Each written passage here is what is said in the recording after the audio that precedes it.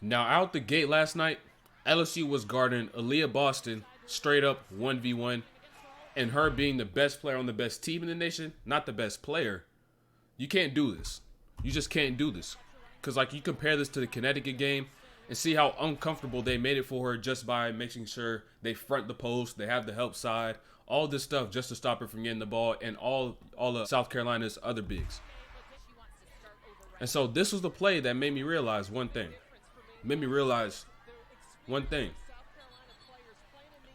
And that's that Aliyah Boston has no left hand. And now I'm actually surprised to see in either one of these matchups, they did not game plan and just send her to her left hand. Because this play, it just told me straight up. Because notice, you're on the mid post from the right side, but now she's about to enter the post. And she enters the post with her left shoulder. With her left shoulder on the right block. Now, you should not do this as a basketball player because a player can come up from right behind you and steal the ball. It leaves you vulnerable. You can't see the whole floor. She can't see this top. She can't see this wing. She can barely see this corner. So she doesn't even know how these defenders at the top are going to react. So you should never do this. And the fact that she did this on this right side just told me, yeah, she has no left hand. And she tries to step through and get back to the middle. And I'm going to continue to show more clips of it. I'm surprised nobody's game plan and just sent her over to her left hand. Now, the other side, other block. So what does this mean? You still force her to her left hand over the right shoulder. So now, instead of this double coming up from this baseline, and I know you see this dig from Alexis Morris, but that's not the real double. The real double's coming up from here, and that's still forcing her to her right hand over her left shoulder. So instead, just send a hard double to this top side. Send this hard double to this top side and make sure that she's not able to get back to that right hand. Now she's able to get the and one. She gets right back to her right hand. I'm waiting to see the game that a team game plans to send her left the entire game. The entire game. Even in these situations right here, just just cut her completely off. Just run in front of her and force her to change directions. You gotta force her to change directions, get back to that left hand. I'm telling you, some of the biggest problems have some of the simplest solutions. Another one. This was another indicator for me. Because she's right here on this left block. Hits the bump. Nice step through. But she still tries to go up with that right hand. And it ends up in a bad miss. Because now that you're trying to force her to go to her right hand on the left side of the rim, you're right there on the contest. And it's so much harder to be able to get a good look off and feel comfortable with that shot. All right, good concept right here. Good concept. Notice where the double comes from. Now, if Boston's defender is able to cut her off, she should be able to send her to her left hand. But you see this whole gap right here on this baseline. Too much space, too much room. This double's coming from here. Now she cuts that off. Now she's going to her left hand and she's going to be uncomfortable. Instead of maybe trying to post up, she's going to try to face up. And notice, when she's on that right side, she likes to face up. Why? Because she's not great at posting up.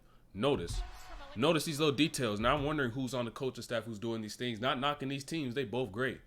But I don't know how nobody notices this and just makes that the game plan instead of trying to do all this extra stuff.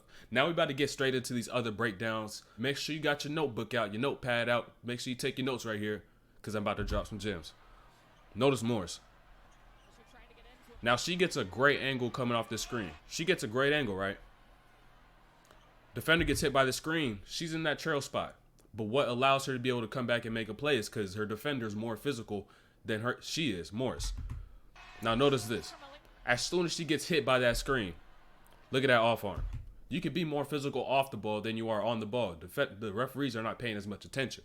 So you should use your off-ball physicality to your advantage. But with that off arm, she's able to push her off her lane, push her off her attack, and open up that gap. So now she's able to make a play on that ball. And to where she was supposed to catch it, had she been more physical, she's now pushed outside of it, and her defender's able to get a hand inside. It's important you got to be physical off the ball. And by the way, make sure you subscribe, like, and turn on notifications because we're dropping breakdowns daily. And by the way, these breakdowns coming live very soon. So go make sure you hit that link in the description. Go follow. Let's get right back to it. That's just great navigation. The whole way through. great patience. A lot of people just try to straight up just go attack or just sit out on the perimeter, but she sees the opportunity right here, and her teammate runs the rim, which is great. The bigs, the fives on the court, run the rim hard. Run the rim hard because you're going to bring in the defense and cause everybody to suck in. Pause. Then she's able to get through, gets the and one. Great and bad defense, no effort. Now I just want you to notice who communicates. Who could you see actually communicates? Because you can see communication, you don't just have to hear it. And on top of that, you should be pointing out so other people can see as they're getting back down. Tell me, who's communicating? Or all of them just running back on defense and just assuming positions?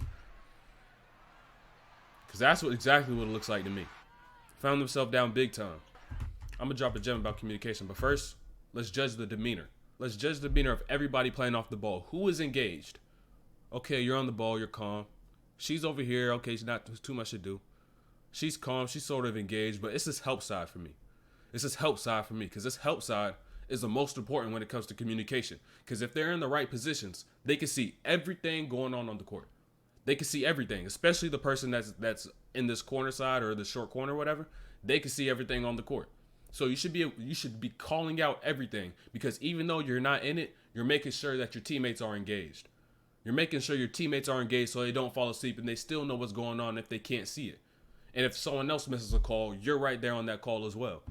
So anytime you're in this help side, communicate as much as possible. If you're not even in this help side, communicate everything you see so you're able to stay engaged as a team. They communicate on that screen, but it just seems like a lot of dead bodies is just walking around on the court.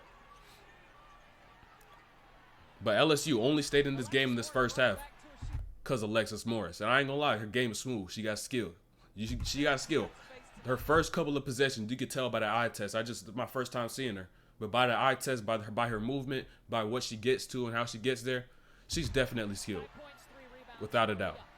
Reminds me of CJ McCollum's game. And it's at some point. Because even though she's getting buckets, you still don't want her to work so hard every single possession. Look at everybody on the court. Watching.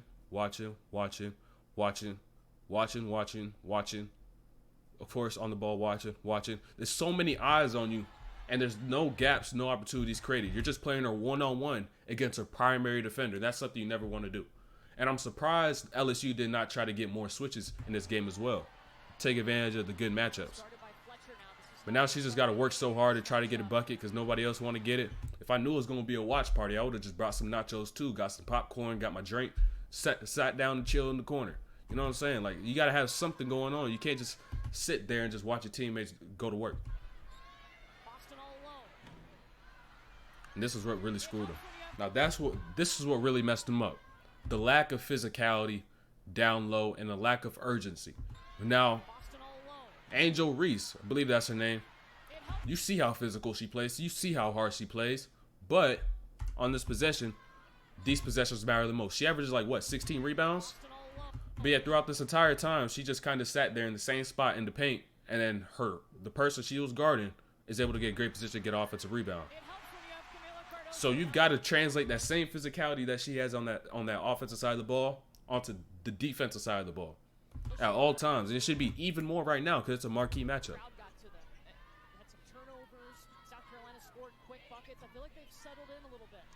Hey, let me tell you this, the bench. Peep the bench. I want to tell you this also about communication. Peep the bench. Engagement. Great possession coming down from the other side. Comes back down. Everybody's sitting forward. They're able to secure the stop. They're still talking, still communicating, still cheering their teammates on. It matters more that your teammates are cheering you on more so than the crowd. You want to know why? Because it's these people that you practice with every day. It's these people that you hang with every day. These people that you put the jersey on, you go to battle with every single day. So to hear those people who are sitting on the bench, even if they're not playing, they're playing, it means more to you as a player standing on the court. So if you're sitting on the bench, still be engaged. Because like I said before, if you're communicating to your teammates who may not be communicating on the court, you're making up for that difference literally by just you being on the bench. And they're going to hear you. They know your voice. So when you're saying something, they can hear you. So that's also going to help them become better on the court. Just talking from the bench, cheering them on, getting them on, whatever it is that they may need to do. If you notice something that they didn't, help them fix it. So always be communicating on the bench as well. Don't be that person just sitting back and chilling like this with a straight face, all mad and whatnot. Don't be that player.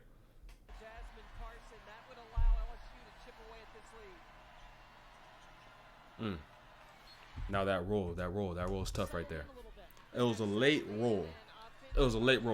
Now I talked about this on how to properly roll with timing and with the right speed and patience. In a couple videos back, I did about Walker Kessler. He's great. Utah Jazz gem. Hit a gem on the Utah Jazz. Now, anytime you set these screens, your goal should be to get to that front end of that pocket, of that passing pocket. And so this situation, you see this distance between her and this player in the drop. Split that in half about right here. And you should want to get to this area about right here as quick as you can. And as it begins to move, as she begins to drop, you move with it as well.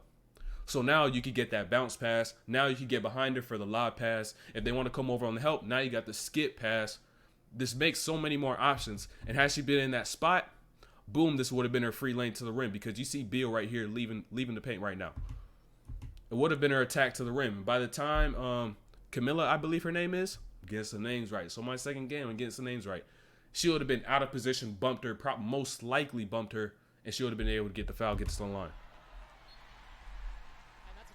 A win today for LSU, and they move up to a number 1 seed. Now Reese again. Two front, same possession. This is the same possession. Same possession. You see her physicality, but now she has to play with position. She has to play with position. Now notice the way she's trying to get this seal. Notice that she's just dropping back and not really finding the body. The key is that you don't try to just drop back and get to where you want to end up getting to after you get the ball. You've got to, one, know where your defender is and hold them off before anything. And instead of trying to drop back and let them circle around you and be able to get positions in front, you got to be able to feel their body, and as they circle around you, find their body, hold them off, so that once you do make that catch, you're in good position. One dribble, boom, go up. Great positioning in that situation. But notice she's just dropping back and not trying to find the body. You've always got to seek the body and know where it is in order if you want to be able to make a seal. Because she just drops back, she circles right around. You got to find the body, hit the body. Don't get to a spot, hit the body. And then once you hit the body, hold the body off, show a hand, then you'll get the catch. Alexis Morris once again. Notice she turned her head just 1 second. 1 second is all it took. Not even 1 second, maybe even less than a second. That split second is all it took to get caught lacking. It's all it can take to get caught lacking. So you always got to be on your P's and Q's. Now, what could save her in this situation is that even if her eyes are not on her defender, if she uses that other hand to touch and feel to know where your defender is. I don't think enough people realize that. If you don't see something, but something's still in your vicinity, use your touch, especially when you're trying to look at something off the ball. Use your touch, because that'll alert you where the person your guard is trying to go. So had she just used that right hand and then she felt her going, her hand would have took her with her and stopped that pass from getting through.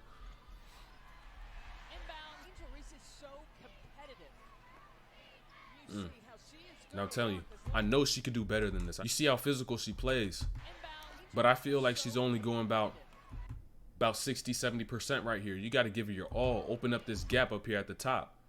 She has a size advantage. She always be going hard down low. Anytime you see her make those rip throughs, attacks to the rim, you see how physical she is. But in these situations, I feel like she has to work a little harder. You've got to want it a little more. It's a big-time game, big-time buckets. Each point matters. They're all going to add up. So you literally just got to work your way up to the top. Forget the pass. Forget showing the hand right now. Work your way up to the top so you can open up that gap to throw that lob pass and then show your hand. You got to make sure you get enough position so the pass can even get there before you even think you're going to get the pass.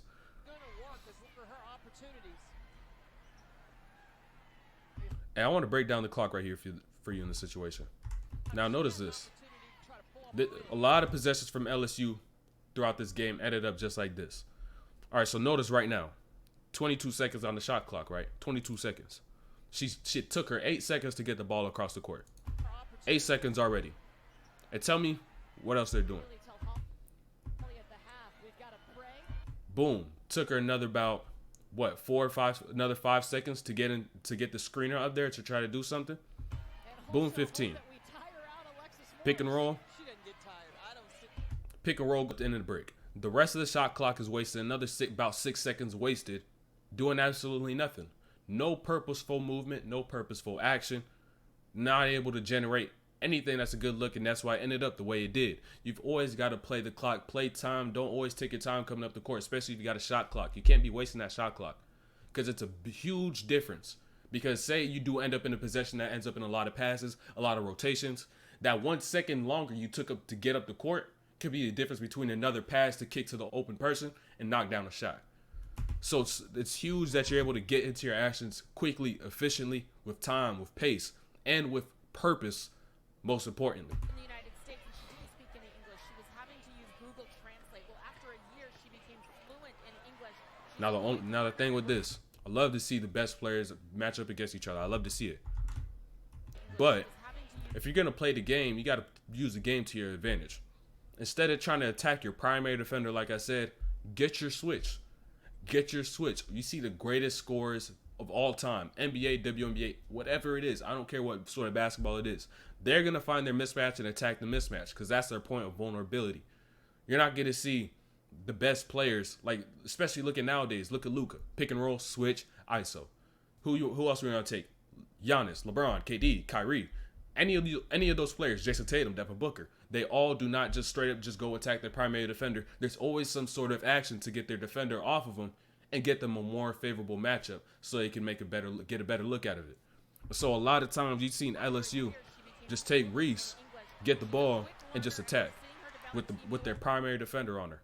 But of course, that's what they want to do. That's the person they want her to be guarding. Run, fourth quarter, they just broke the game apart. Broke the game apart. And it started with South Carolina having that size down low and getting such easy looks. Like I told you, they were not trying to front. They're not trying to force anybody a certain direction. They're not trying to play them to their weaknesses. They just played them straight up, one-on-one. Just sat right behind them, let them make the catch, and then put their hands up. But at that point, you're writing your own death note.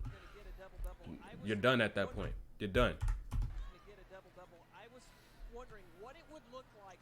Now let me tell you about this. Let me tell you this about this right here. Now, notice the point which Zaya Cook cuts. She cuts at the point where Raven, I believe her name is. Sorry if I got her name wrong. But she cuts while that distance to make that bounce pass is still huge. Look at the distance she has to cover to make this bounce pass. Boom. And that's why I see her take another dribble, another 5 or 6 steps before she's able to throw that bounce pass. And now, how could you delay her throwing this bounce pass? Simply just by setting it up. Simply just by setting it up like you're not about to go and make a cut.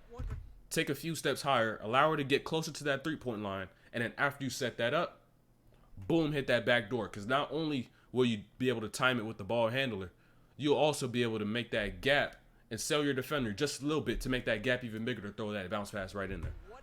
And now she tries to throw that bounce pass all the way over there. Now she's open. But imagine if she had the setup and had a little more space. That would have been an easy two. Easy two straight up to the rim off the board. Easy two right there. Boom, and then down 20. And this is the end of the video. Make sure you subscribe, like, comment, turn on notifications. Live streams coming soon. And we out of here.